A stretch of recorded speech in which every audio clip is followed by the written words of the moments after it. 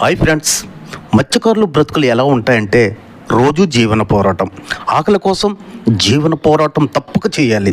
గ్రామాల్లో వేట సరిగ్గా లేక ఇతర రాష్ట్రాలకు వలస వెళ్ళిన మత్స్యకారులు సముద్రంలో వేట చేస్తూ ప్రమాదానికి గురవుతున్నారు. అలాంటి సంఘటన కేరళ నడి సముద్రంలో ఈ ప్రమాదం జరిగింది. శ్రీకాకుళం జిల్లా సంతబొమ్మల మండలం మరియు వజ్రకుత్రం మండలంకు చెందిన దేవనల్తాడ భావనపాడుకు చెందిన కొంతమంది జీవనోపాధి కోసం కేరళ వేట చేయడానికి వెళ్తుంటారు. వేట చేసిన సమయంలో తమ బోటు ప్రమాదానికి గురైంది.